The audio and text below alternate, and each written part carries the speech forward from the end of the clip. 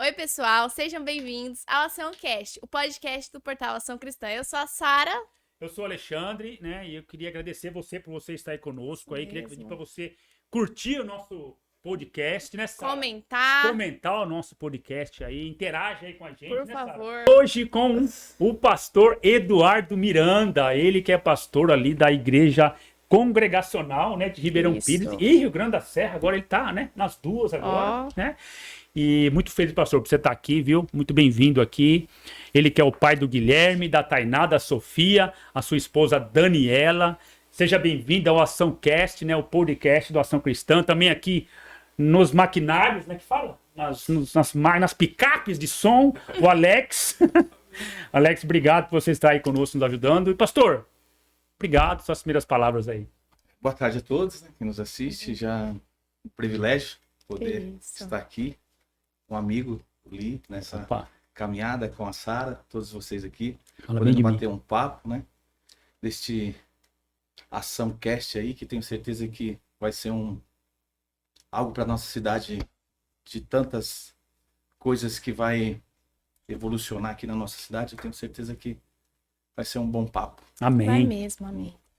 Começar, pastor, fala um pouco sobre você. Quem é o Eduardo Miranda? Sou Eduardo. Tá intelectual, não tá com esse óculos? Tá Eduardo intelectual, Você viu? tá intelectual. Ele como é? chegou aqui sem o óculos, quando colocou, eu falei, nossa, quem é esse? Cara, o cara transformou. Você tá parecendo agora, sabe quem? Ah, O Ed René, cara. Com esse óculos, Não sei quem é. será? É muito elogio pra mim. só o maior do Brasil, né? Quem diria, quem diria. Vamos lá. É um privilégio. Eu sou Eduardo, tenho 48 anos, sou casado com uma linda esposa, Daniela, hoje coordenadora da escola ali em Rio Grande da Serra. Legal. Acho que é o meu alicerce, né, na minha vida, foi a Daniela.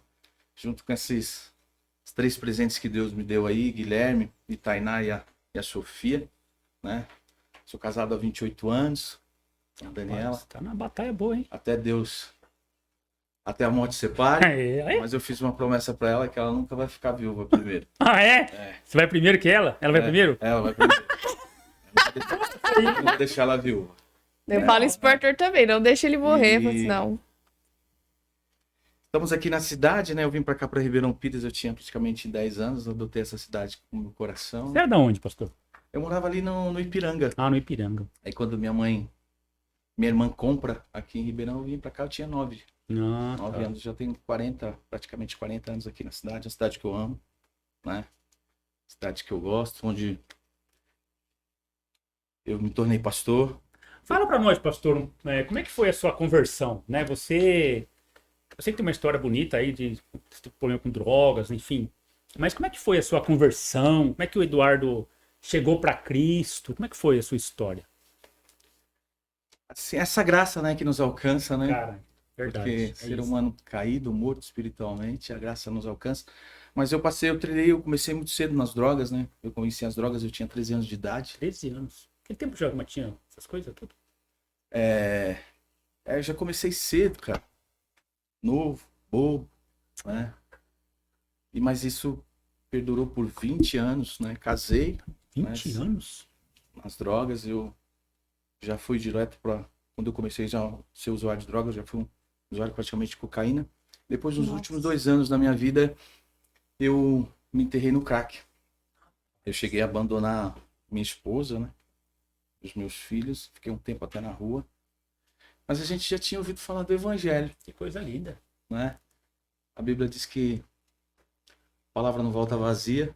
E no ano de 95 eu vou ali na igreja do Jardim Caçula, onde o apóstolo Wagner, né? O pastor Você Wagner. chegou lá no Manancial? Cheguei na Manancial. Sandro estava começando o Betel brasileiro ainda. Nossa, Cara, Lá, a gente tava ele abria. lá, né?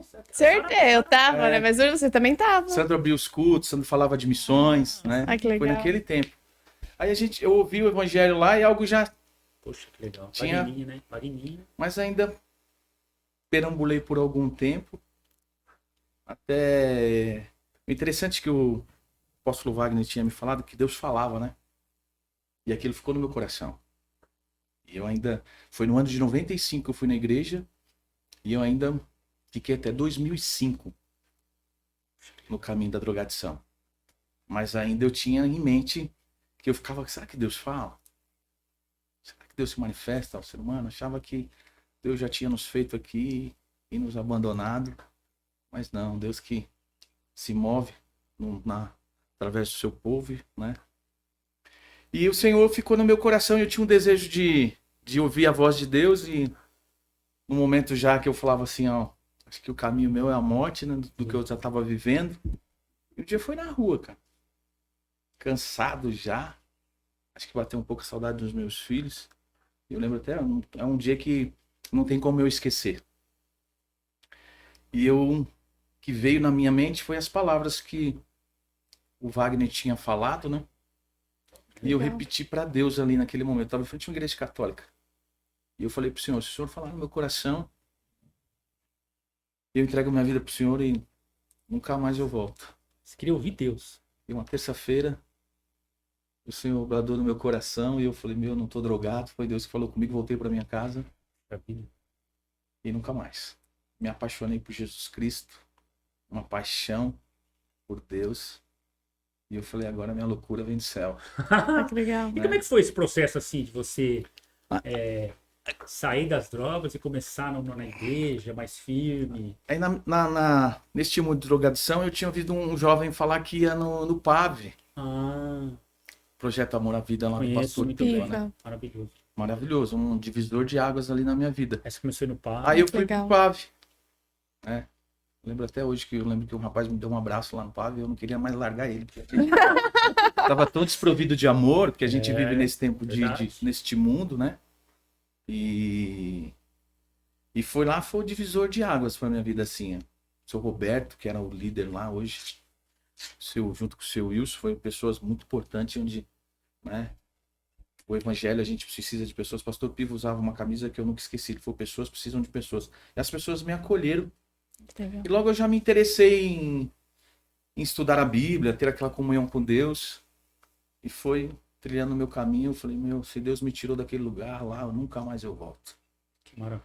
Aí me apaixonei por Jesus Cristo. Depois de 3 anos e meio, eu fui pro Betel Brasileiro. Que foi um divisor de águas na minha vida, né? É um tratamento, né? Eu tive o privilégio de nós conhecermos, Estamos juntos. de fazer essa amizade aí, maravilhosa. Um cara humilde, simples, um coração grande também. É verdade. É você mesmo. Né? E é humilde, Isso- viu? Modesto. Sorriso lindo que ele Eduardo é tem. maravilhoso. Ô, E pastor, foi- e como que se deu de você sair de ovelha e começar a ser pastor? É algo do próprio Deus vai gerando em nós, né? As Bíblias falam que o chamado vem dele, tudo vem de Deus, É né? verdade. E a gente foi se interessar pelas escrituras. Gostava de ler muito. Aí naquele tempo a gente não sabia de teologia ainda e tal. Aí eu comprava várias Bíblias. Aí ficava comparando uma com outra, Bíblia de rodapé. Olha que legal. Aí um dia eu vi o rapaz falar que ia fazer faculdade de teologia, aí eu comecei a procurar. Né? Aí eu falei, neste momento a gente nem pensava em ser pastor, nada. Eu queria o conhecimento, né? É que legal. Queria crescer na graça. Na graça Deus já tinha me dado. E o conhecimento eu tinha que correr atrás. Aí foi no ano, acho que 2000, nós estamos em 2022, 2014 eu fui pro Betel Brasileiro. Aí, até o momento de pastor não se via, né? Fiquei um tempo no Piva, depois eu fui para uma igreja de Santo André, aí eu dei uma rodada em algumas igrejas. Eu acho que tudo isso valeu como experiência, como aprendizado, né? Aí foi quando eu tive a oportunidade de vir abrir uma extensão da igreja congregacional. Mas você conheceu no seminário isso? A igreja congregacional eu conheci no seminário junto com o pastor Douglas e o meu finado pastor Carlos Alberto, que me tornou meu pastor. Que você teve o privilégio de ter Eu aula com aquele. levava chocolate pra ele sem açúcar porque ele tinha diabetes. Toda aula eu levava chocolatinho. Não dá nem para falar dele, Ele é que eu maravilhoso. me emociono um pouco, A aula porque dele. ele foi uma pessoa assim que eu criei um amor, uma Morreu na pandemia, convivência com ele, né? E foi algo assim que uma pessoa que me apoiava, me ajudava, falava das minhas mazelas, dos meus erros, né? Então ele foi um pai para mim assim, né? E foi quando nós viemos para cá nesse ano junto com o pastor Leandro, que também eu conheci no Seminário Betel. e junto com o Marcos Mugarro também, que é um missionário. Que é missionário da igreja de hoje. Ele vocês tá lá apoiam, eu em- levei. Que tá no Nordeste. Pernambuco. Marcão. Marcão. A gente conhece ele por Marcão. Marcão, nós somos amigos Legal. de longa data. A gente fala que a gente vai morrer, envelhecer junto, né? Ai, que legal. A gente vai ficar velhinho Semana junto. agora, ele tá aqui em Ribeirão. Então. Ele tá fazendo um trabalho na Argentina, era pra mim ter ido pra Argentina, mas não bateu a agenda minha aqui com coisas da igreja. Aí ele falou, vamos levar uma extensão do congregacionalismo Poxa, que legal. para Ribeirão Pires, junto com o pastor Leandro, que tinha feito um trabalho em Santo André, mas não tinha ninguém de apoio, o trabalho não foi para frente. Junto também com o Ricardo, né? Que é o Ricardinho, Sim, conheço. junto com a sua esposa Juliana. Aí a gente começa um trabalho aqui. Eu também não conhecia o congregacionalismo, né? O congregacionalismo Como é que é, pastor? foi a primeira igreja do Brasil, né? Ah, Robert é? de Cali vem Legal. em 1855, né? Junto com a sua mulher, Sarah Cali, em Niterói, e ali é onde é estabelecido, acho que em agosto, o primeiro culto na língua Então eles portuguesa. foram a primeira igreja do Brasil? Foi a primeira igreja do Brasil. Puxa vida. O congregacionalismo tem 167 anos. Tem uma história bonita. Robert de Cali, né? Era contemporâneo de Spurgeon, Nossa.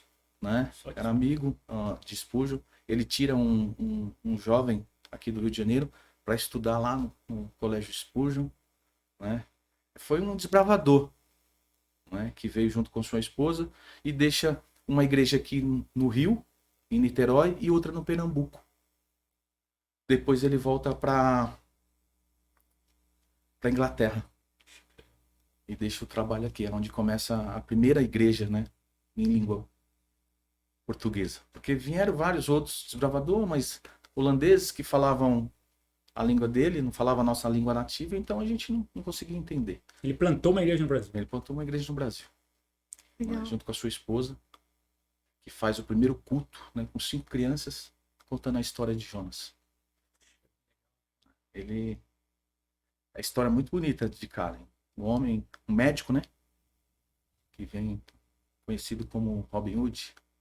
Cobrava bem dos ricos e Não, atendia bom. os pobres de graça. E como é que foi a sua entrada, então, como pastor dessa igreja? Né? Você falou, poxa, agora eu tô pastorzão, né? Agora eu vou tomar conta de um rebanho aqui. Como é que foi isso para você? Né? Toda a sua história bonita, fez seminário e agora se tornou um pastor.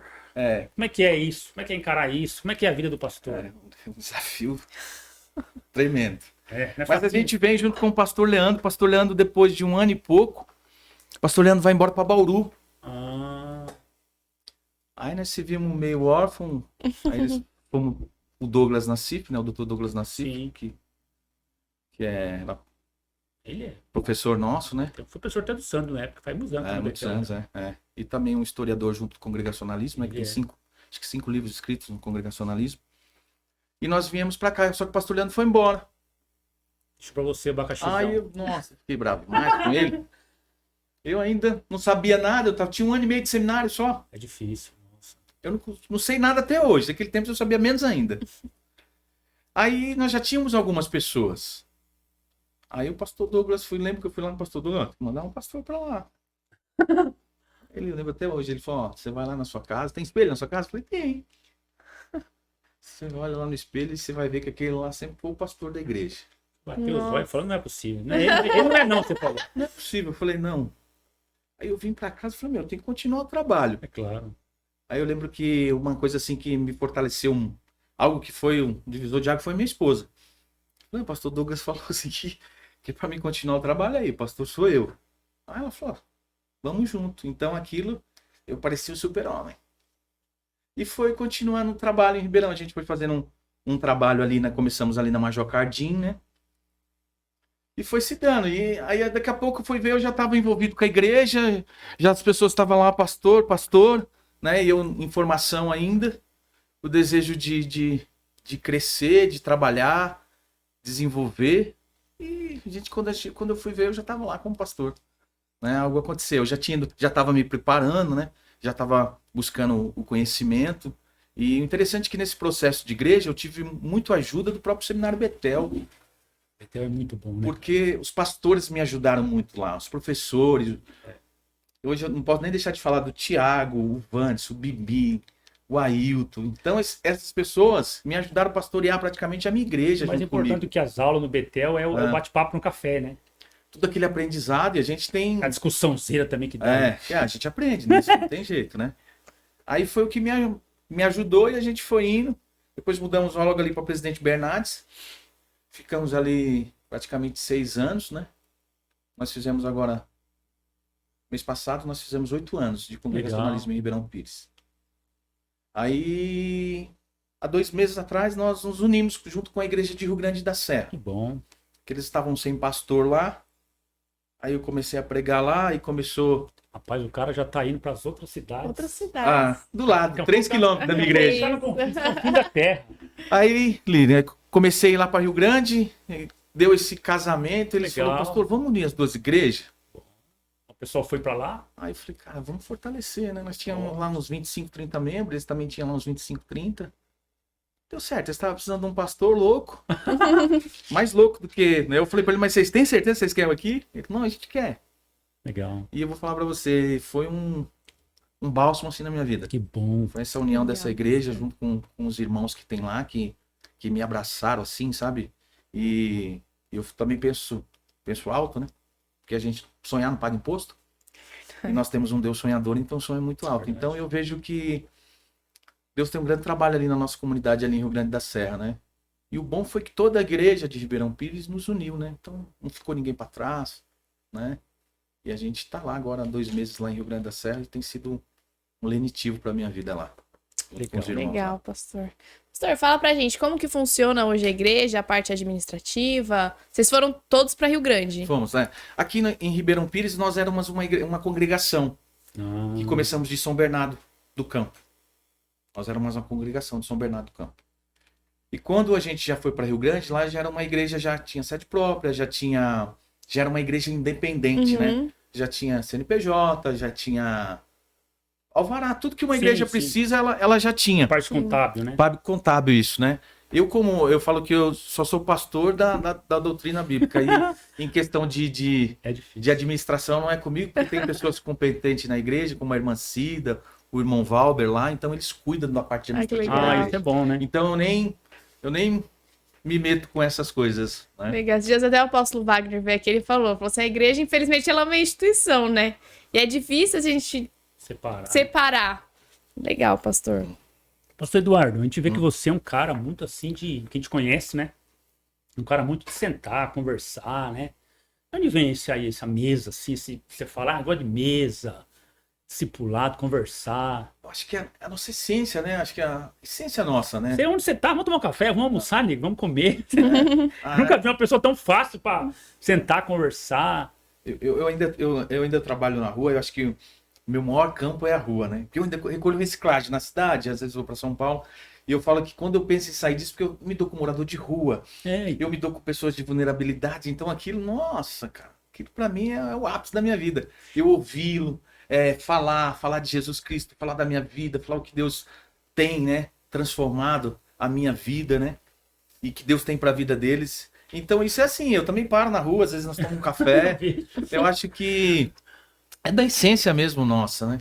Você acha que isso é do pastor ou não? Não, eu acho É que importante pro pastor, né? eu já era, porque eu não mudei minhas características, né. Conversa fácil. Meu irmão, tem o Sandro, que era pastor. Então, Uma coisa que cada pessoa. eu acho que eu lembro uma vez num confronto da igreja, as pessoas, pô, você tem que mudar, tem que ter uma postura. Eu pensei, cara, eu falei, mas não vai mudar, Deus tinha que mudar meus pecados, as minhas mazelas, mas do meu jeito, Deus não muda essa essência que nós temos, né? E assim, a mesa, Jesus ele ensinava, mas ele ficava na mesa. Mesmo lugar de comunhão. Sim, Né? isso é muito importante para os membros da igreja, né? E na cultura judaica, né, a mesa ela tem um sinal de comunhão, de união, de koinonia, né, de comunhão. Deus habita no meio da comunhão. Então, né? Deus habita no meio da comunhão. Isso é. Eu acho que a igreja é isso, né? O corpo de igreja é isso, né? A gente gosta de comer junto, né? Assim, tá. 15 dias atrás nós fizemos um porco no rolete lá na Ei. igreja. Ah, que legal. Já fui para Rio Grande, nós fizemos um pouco Inaugurou com porco no rolete. porco no Rapaz, rolete. aí Uma sim. delícia. Pastor, outra coisa. indo pro lado agora aí do Ministério Pastoral. Como é que você prepara o seu sermão? Pra gente entender aqui, né, Sara? Como é que um pastor... eu vou pregar todo domingo. Né? Claro que você vai outras pessoas pregar na igreja e tal, né? Mas todo domingo você tem que entregar um alimento ali para as ovelhas, ali um sermão. Como é que é isso? Como é que vem na semana, você prepara na segunda, já vem na mente uma coisa, é uma necessidade da igreja. Como é que você faz? Às vezes a gente tem, assim, né? Como a gente prega expositivo, a gente... Explica um pouco para nós esse negócio de dispositivo, mas só para a gente entender A mais ou pregação menos. expositiva é você falar versículo a versículo do seu contexto, o que falando Deus tem por pra falar. versículo, também gosto. O que Deus tem para falar, a gente fala de uma perícope, né? E vai explicar o que Deus estava falando, o propósito que tinha, né? Que nem eu estou pregando agora João 4. O pastor Isaac falava que é ler o texto, explicar O o texto e aplicar o texto. Sai tudo do texto, né? Tudo texto. Sai tudo dele, né? Mas Deus aplica no nosso coração, Deus trabalha conosco, né? Verdade. Eu acho que a mensagem é o que mais toma tempo de um pastor, né? Eu falo para mim que hoje, para mim, fazer uma mensagem custa 2 dias. Eu falo para os outros, se você ler 2, eu tenho que ler 6. Né? Então gasta tempo. Que nem assim, eu já preguei Tiago.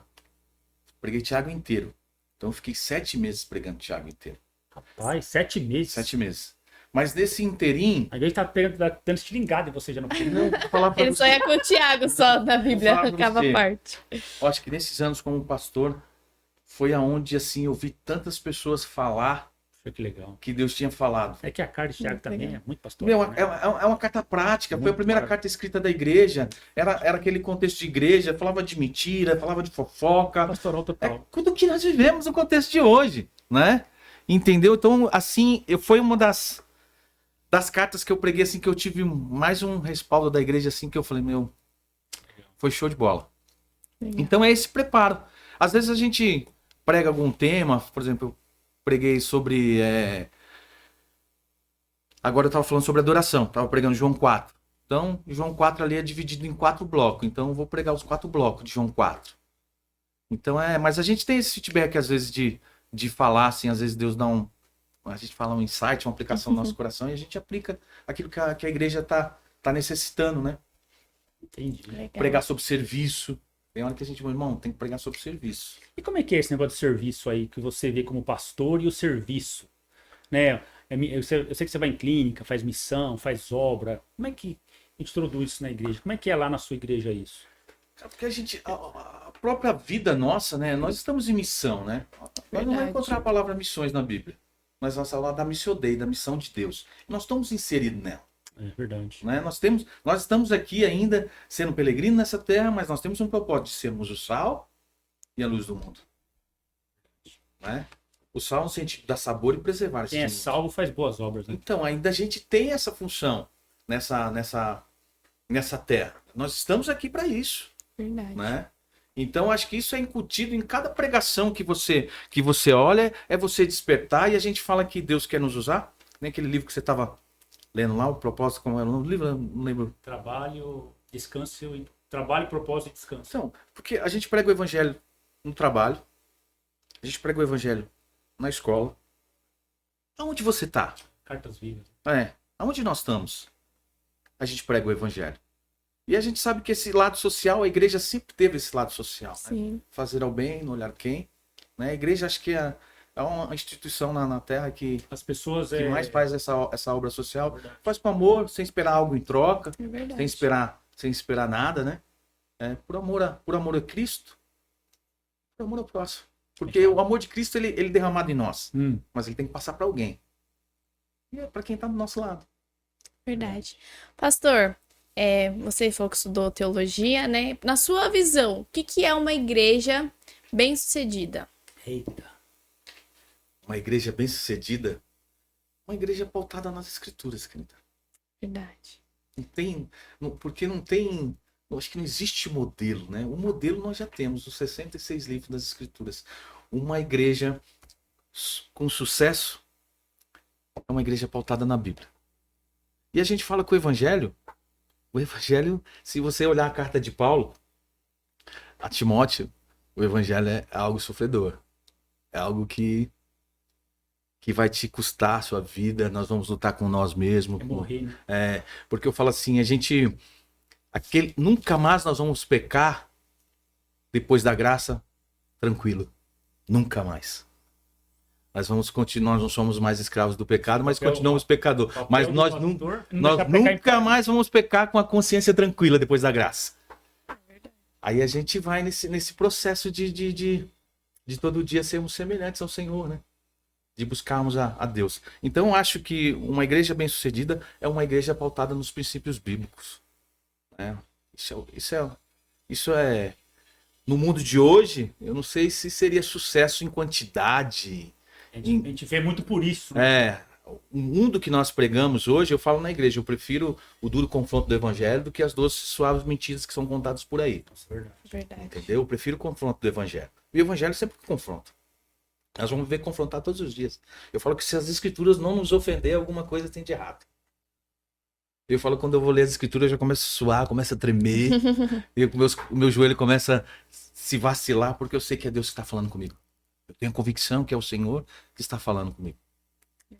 E como que a gente, né? Como é que a igreja brasileira hoje, ela pode lidar com esse igrejamento, né? Porque a gente vê depois da pandemia, né? Até a pandemia teve algo bom, né? Não sei se você tem algo para falar, que foi as mídias, né? Eu acho legal, Sim. mas houve também um desânimo de muitas pessoas, né?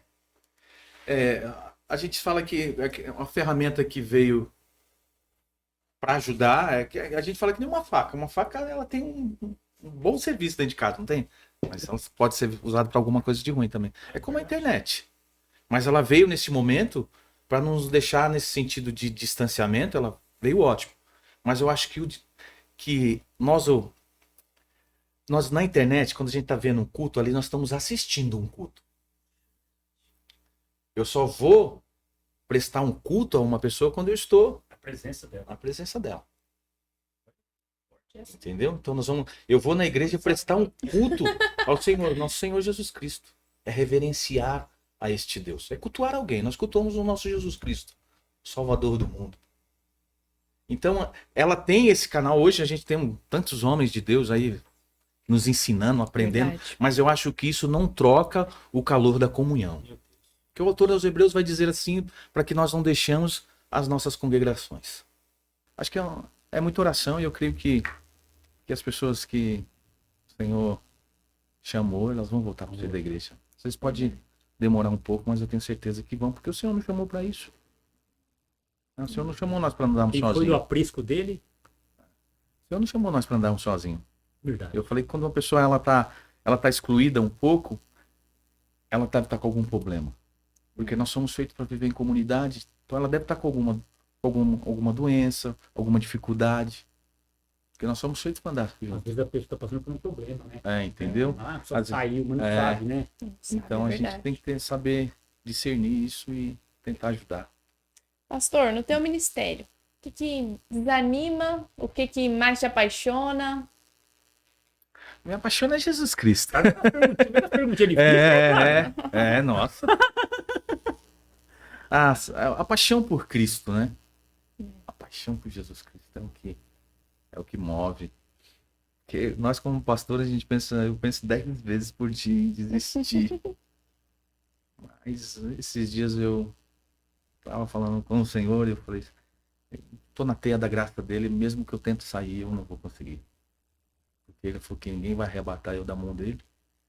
Mas é o que move o coração, a gente pregar Jesus, ver vidas transformadas. A gente vive num contexto de sociedade ainda, onde a gente, infelizmente, tem muitas pessoas com problema de alcoolismo, com problema com drogas, famílias de separação. Acho que a própria ansiedade também, né? Depressão. É verdade. Que é um problema difícil para o pastor lidar isso aí hoje, né? Jesus, eu tenho falado, né? A gente acaba a ansiedade, né? Por coisas, né? Nos leva a depressão, né? 2000 anos atrás, Jesus falou, não andeis ansiosos por coisas alguma. Pai, Nem pelo que comer, conhece bem o homem, né? nem pelo que vestir. Então essa ansiedade por alguma coisa, ela vai trazer a gente a uma depressão. E a gente ouve muita gente, às vezes as pessoas com um casamento que não deu certo, pelo emprego, pelo um carro que não conquistou, né? E sempre é por alguma coisa. Eu falei que nunca ninguém ficou depressivo por não fazer a vontade de Cristo. Uma coisa que a gente nunca vai se arrepender, porque é feita bom. É ter Assim, optado por eu falo Deus. que as pessoas eu tô depressiva porque eu não não tô cumprindo o evangelho. Nós não vai ver isso na igreja. Mas a gente sabe que isso acontece conosco. Mesmo a gente, nós não estamos a par disso, né? Eu falo, se a gente não tiver o centro no evangelho, o mundo aí é muito atrativo, assim, no sentido de nos afastar da essência do evangelho, né? Eu vejo hoje uma juventude que... Difícil hoje jovens na igreja, né? Assim. E quando eu vejo, meu coração se alegra, né? Eu tive a oportunidade do Betel Brasileiro de fazer com muitos jovens, o Felipe, o Christopher, o Vandes, e eu vejo esses meninos, para mim, é um orgulho, cara. Os meninos que são apaixonados por Jesus Cristo. Voando. Tudo voando. Tudo voando. Tudo casadinho, tudo aí na benção. Pregando nas igrejas. Então, e os meninos que amam Jesus, né? Pastor, mudando um pouco agora a chave aqui, como é que você vê o cenário do pastor aí na política, né? Como essa política que teve agora nas igrejas, essa polarização, né, entre PT e Bolsonaro, todo esse envolvimento da igreja, né, com a política. Como é que você... Sua visão? Assim, eu acho que nós, como cidadãos, nós somos cidadãos, nós votamos, nós temos título, sem dúvida. mas acho que igreja, quando você traz isso para um contexto de igreja, quando as pessoas colocam isso lá no púlpito da igreja, para um presidente falar, seja qualquer pessoa política, eu acho que já saiu do centro. Agora, a par da igreja, não, a pessoa pode ter a sua democracia em votar quem quiser, achar que os direitos, os deveres, a proposta de um candidato, eu acho não, mas no contexto, saudável, né? No contexto da onde a igreja, você põe dentro da igreja, eu acho que já não é saudável, porque lá é o centro de nós, é Jesus Cristo, né? Mas ainda temos a função, a Bíblia vai falar lá em Timóteo, que nós temos que interceder, orar por eles, e a gente ora, porque a gente... Calvino, ele tinha, como eu estava falando, Paulo, ele tinha a igreja como a política em prol do próximo, fazer o bem, né? E a gente está numa cidade, a gente quer... O que eu penso para minha cidade? Onde a gente vive no contexto de igreja? A gente pensa educação, hospitais, as coisas mais básicas, né, que a gente pensa. E é onde pode ser um divisor de água para muita gente, né? E a política, as pessoas que estão na política, ela tem esse viés para poder trazer isso, né, para a população, né? A gente vê, tem tantas pessoas ainda na política trabalhando, né? Tantos vereadores aí que você vê, a gente vê, tem trazido algo para sua comunidade, sendo realmente um divisor de águas ali para algumas pessoas. A gente vê isso na cidade e a gente torce por isso, né? A gente tá aqui em Ribeirão, a gente ama essa cidade. Eu falo que eu nunca... Às vezes eu tenho amigos que falam, eu quero ir embora daqui. Eu falo, não, aqui não. Não sai não. Eu também não saio não. Pastor, falando um pouco sobre você, qual momento, assim, que você acha que foi o momento de maior crescimento espiritual da tua vida? O maior momento foi quando eu acho que eu fui pro Betel Brasileiro. Quando eu comecei ali entender um pouco mais do evangelho. Betel, deixa de cabeça meio entender, eu era muito curioso pelas coisas da Bíblia. Eu acho que esse crescimento espiritual, ele vem através do conhecimento do próprio Deus, né? Esse processo de maturação, de santificação, nossa. Então esse foi, acho que o divisor de águas para minha vida mesmo, né? E a gente está na igreja, todo dia é um aprendizado, todo dia é uma... A gente aprende muito com os outros. Eu falo para a igreja, eu aprendo com você, eu aprendo com todos ali, né? É uma mutualidade de nós aprendemos, né? E no reino de Deus, Deus nos ama como se a gente fosse um, né? Deus do pastor, aquele que está limpando o banco, o amor de Deus derramado sobre nós é como se fosse um. Deus nos ama como se fosse um. Os privilégios são levantados pelos próprios homens. Então você acha que o seu maior crescimento, então, o seu maior... A época de... Porque assim, acho que o pastor e o cristão, ele cresce na dificuldade, né? Verdade. Sim. Os grandes homens de Deus, lá, os grandes reformadores, eles falavam que tempo de bonança é que nem eu. Você não vai reclamar se você tiver dinheiro no bolso, tiver saúde, suas contas tudo paga, você não vai reclamar. Agora, quando as dificuldades abater, a gente fala, às vezes as pessoas até falam, mas Deus não me ajuda, fica nessa dificuldade. Mas é a dificuldade que nos leva ao Senhor. Porque os grandes homens de Deus lá atrás, eles falaram que eles preferiam viver o tempo da dificuldade, porque o tempo da dificuldade era o tempo que eles estavam mais perto de Deus. Mas hoje em dia parece que o evangelho, esse evangelho de dificuldade, ninguém quer. Porque é pregado o evangelho aí hoje de facilidade, vem que Deus vai te dar, vem que Deus vai fazer. Se a cruz não fosse suficiente para mim e para você, nada vai preencher o nosso coração. Você pode oferecer mundos e fundos, nada vai preencher o nosso coração. Porque nós já saímos na forma, faltando um espaço, e esse espaço é Jesus Cristo dentro do nosso coração. E a gente vai buscar em tudo e não vai achar.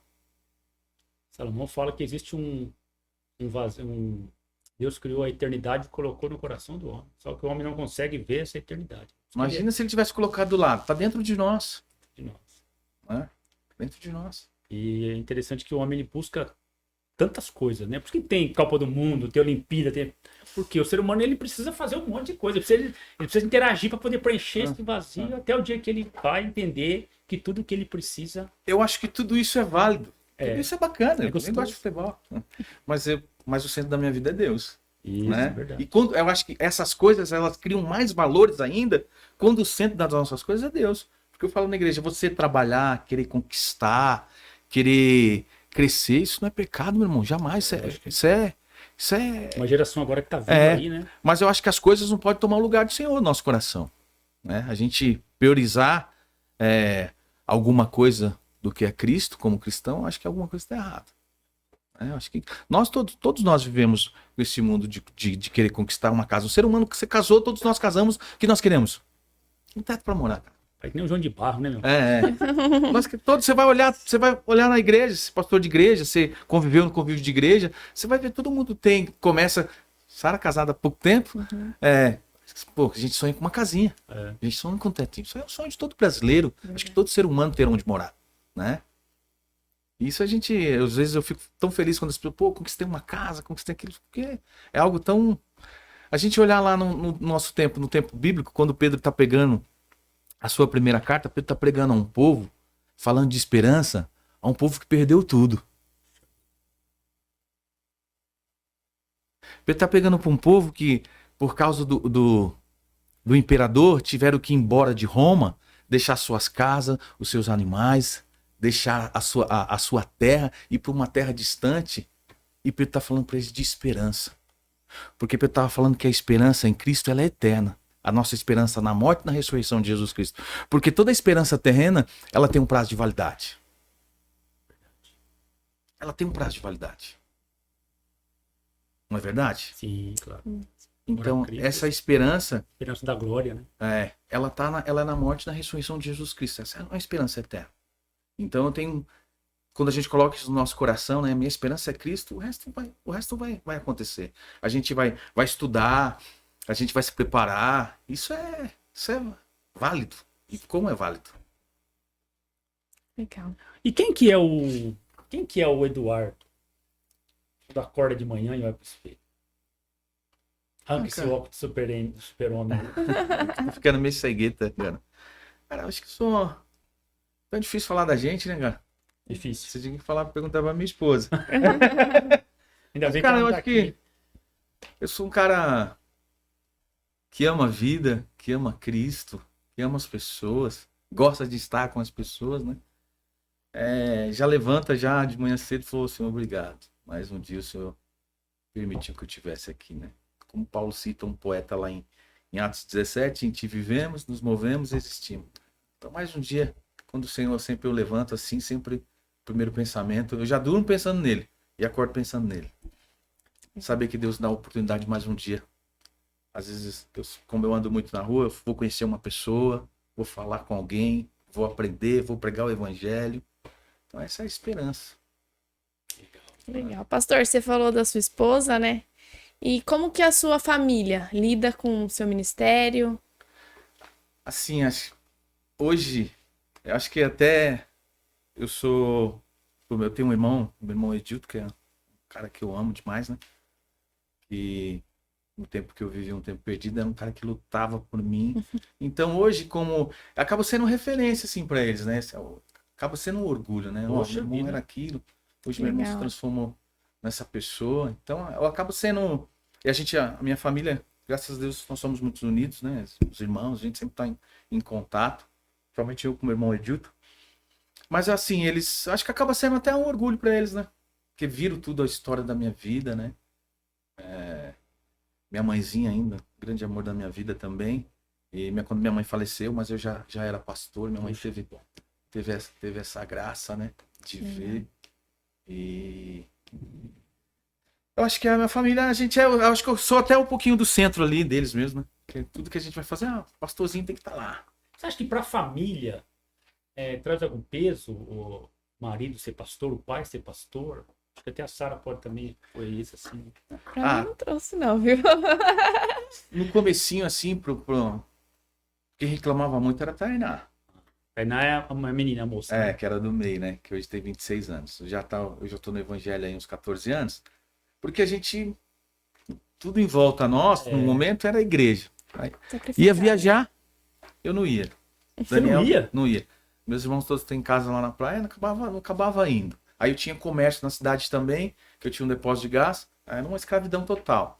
Então a Tainá ficou um pouco ainda mais assim, eu acho que naquela, não vou sair, tudo, você vê a igreja. Depois foram entendendo, né? E como o pastor consegue, tem que, assim, porque é saudável também na praia com a família. Não, né? hoje em dia, depois que eu vendi o depósito de gás, eu faço até um culto só no dia 20, antes do Natal. Depois só de 15 dias a gente volta pra igreja. Isso. Não, folga. Lá também. Então a gente volta, aí eu fico lá na praia, eu vou lá com meus irmãos, lá. Porque tem que Vou saber descansar. dividir, né? Tem que saber dividir. Eu acho que por isso até que muitos filhos de pastor sofrem, porque o pastor não consegue dividir isso, né? Graças a Deus, meu pai foi. Nossa, No Foi uma comecinho benção. foi um pouco difícil, agora hoje um pouquinho, a gente vai se amadurecendo, vai aprendendo, vai ouvindo, né? Então a gente prioriza hoje a família, né? A gente Claro. tenta, que o pastor ele tenta priorizar a família, mas a gente Difícil, dorme com a né? igreja, acorda com os pensamentos da igreja, o que eu vou fazer, o que eu vou pregar, como eu posso ajudar o irmão ali, a gente vai nessa. Mas a gente vai se amadurecendo nesse ponto de ser saudável, né? Porque tem que ser Tem saudável. que ser saudável, verdade. porque acho que tudo na vida é o equilíbrio, né? Nem muito mão aqui, nem muito ali. A gente tem que ter o equilíbrio. A gente vai em busca desse equilíbrio, né? Porque o pastor também tem as suas ansiedades, seus problemas para resolver, Não, a sua vida, Sim. né? Então tem a família ali, então eu- tem a igreja. Eu acho que o pastor tinha que ter férias. Eu acho que Tem que ter férias. Claro da igreja, cara. Tem que ter. Sair um pouco, até sentir falta da igreja, porque a gente vive muito neste contexto. Mesmo que a gente às vezes vá num domingo, mas o pastor ele carrega, que nem o pastor Carlos Alberto falava pra mim, a gente carrega um peso de glória, a gente dorme e levanta com esse peso de glória, com essa responsabilidade que Deus coloca, né? Eu tenho lá as ovelhas lá pra me orar, botar o meu joelho na madrugada, Se preocupar por se ela. Né? preocupar, né? Orar por elas, né? Tinha até um vídeo esse dia, não tinha? O pastor tomando café assim, falei, que amanhã que eu vou fazer, o outro lá não tá indo pra igreja. Não sei se é o meme que tava A gente vai pensando nisso, né? E o pastor pensa nisso mesmo, quando tá em casa, fica pensando. Às vezes eu falo com os outros. Esse dia eu perguntei pra um, falei assim: faz 3 domingos que você não vem na igreja. Ela falou: eu acho que você não ama Deus tanto quanto você pensa. Vixe. Às vezes a gente fala muito, mas a gente na atitude, porque o reino de Deus é atitude. É verdade. A igreja ela é um divisor de águas, cara. Se você olhar em Mateus 16, quando a gente vê a primeira palavra ali da eclésia, de igreja, né, chamada de dentro para fora, a gente vê a importância da igreja. Né? Sim, claro. A igreja, se não tivesse a igreja na terra, meu filho, se o Espírito Santo não tivesse agindo atrás da igreja, o mundo estava plenamente, totalmente em caos. Como que é uma ovelha boa? Não vou falar para você, cara, eu não tive problema ainda. Não Vai pegou? clicar, olha, vai pegou, no Fábio um não peguei pouquinho. Nenhum assim que me deu trabalho. Você não pegou um bodão ainda não? Um bode?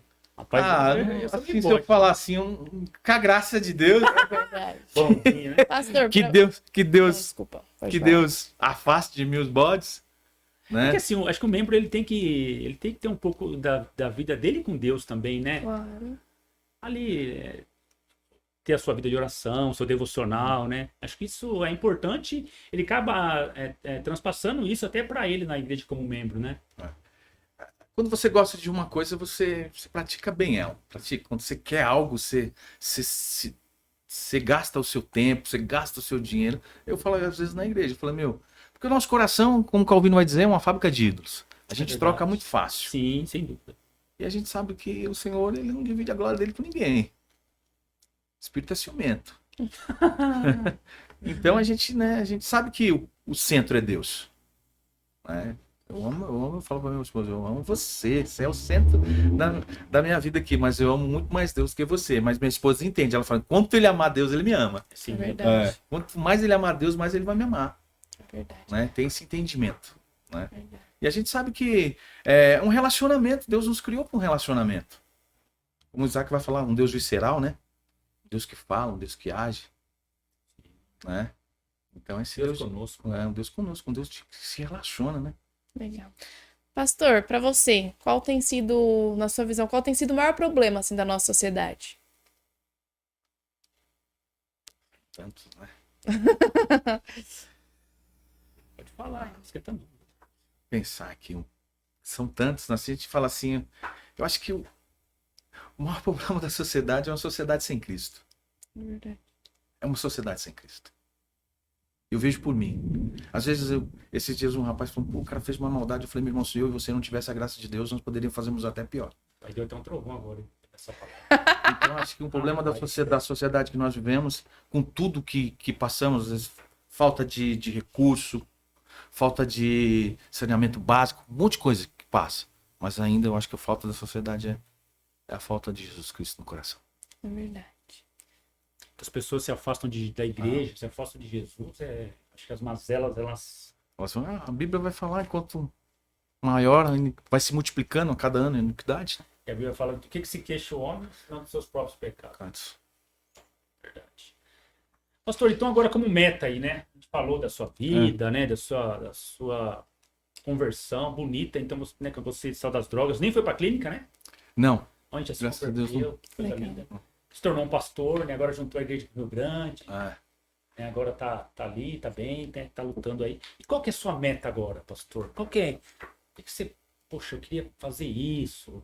Não sei. assim, eu fui para essa igreja de Rio Grande da Serra, essa união, né? E meu coração fazer os trabalhos juntos, né, cara? Crescer ali, poder ser algo para dentro da comunidade, a igreja ali na comunidade ali de Rio Grande da Serra, Isso é legal. ter alguma coisa, ser algo, ser um lenitivo pro povo ali, entendeu? Ser onde as pessoas podem falar, meu, ali tem uma igreja ali que prega o evangelho, uma igreja que, que ajuda o próximo, uma igreja que ama Cristo.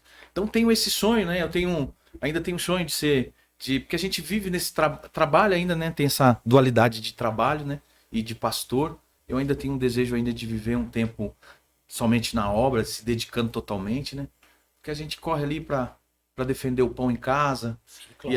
e na igreja, então a gente vai dividir no tempo. Eu tenho esse anseio e isso pode vir a acontecer nesse ano aí que está próximo, de eu poder me dedicar para a igreja a tempo integral, né? Legal. Então esse eu acho a maior expectativa no meu coração mesmo. Os irmãos podem preparar o café lá, comprar um pão. Então, de poder ensinar, de poder ter tempo. Porque, Sentar. eu falo para os outros que o sermão ele não sai assim. Eu falei, não sai assim meu não sai da noite pro dia. Então custa, né? Eu acho legal, né, esse negócio do pastor, né? Sempre tá com as ovelhas visitando, às vezes vai almoçar um dia. Isso aí eu acho legal, né? Estar junto. Ter esse tempo, né? Sim, Para poder fazer é verdade, isso é muito importante. esse cuidado, né? Eu acho que é a pessoa, o pastor, né? A identidade do pastor, eu acho que é olhar como as pessoas olham um amigo, né? Ver um amigo. Eu falo para as pessoas, eu prefiro que você seja meu amigo do que eu ter você como pastor, às vezes. Porque eu só posso fazer só se eu sou o pastor, mas não posso ser seu amigo. Então eu prefiro ser amigo, É verdade. entendeu? Eu prefiro ser amigo. Isso é o que traz satisfação. Pastor, fora Jesus, claro, mas você tem alguma inspiração, um pastor famoso que você se inspira, que você aprende muito? Eu tenho bastante. Cita uns aí, para nós. Mas eu acho que os mais assim, eu tenho o pastor Wellington, né? Que é o Bimbim Grandão, Nossa. que é um amigo Ele é assim, um que é uma referência para crente mim, junto com o Tá junto com o Ailton, né? junto com o pastor Ailton também, que são Ailton. pessoas assim que engrandece demais o meu Ali é ministério, me caridade ajuda. Então total. são as pessoas que eu olho assim hoje e Os famosos aí, quem Tem. você gosta? aí eu gosto muito de Martim Lutero, Isso aí Calvino, também. Martin Lloyd Jones. Você vai lá atrás, pô. Eu vou. A gente tem bastante referência ao Augusto Nicodemos, cara, Nossa. né? A gente tem Hernandes Dias Lopes. A gente tem uma geração Só boa. os pastores precisam beber mais desse cara, Então, né? nós temos uma geração boa demais hoje no Brasil, né? Legal. Fora do Brasil também, né? Eu também, um pastor que eu gosto muito também, que assim, que é o que eu mais ouço, é o Felipe Niel, que é de Goiás, né? Eu tive uma oportunidade de ter aula com ele. E assim, é uma referência. Às vezes eu pego umas coisinhas dele lá, às vezes 99% que ele fala lá eu pego. Então eu acho que nós precisamos, né, disso. Eu acho que é bacana a gente sempre ter alguém onde a gente se inspira, onde a gente aprende. Porque assim nós vamos crescendo. Sim, verdade. E o que você gosta de fazer aí nas horas vagas aí? Churrasco. Ei! Vamos Pastor churrasco. gosta de churrasco, né, cara? Vamos churrasco, cara. Assim, é porque é a comunhão, né? É. Eu acho Até que- no hobby o pastor quer uma coisa que tem à mesa, Não, pastor. é verdade. Não, Café e churrasco. olha, se você for perguntar pra minha esposa, se falar assim, o que ele gosta, é isso. É mesmo, é Você gosta de fazer as coisas para as pessoas, para que eu falo, mas eu gosto de pessoas, Eu não também pessoas. gosto, cara. Nossa, por mim eu fazia todo final de semana. Eu também fazia.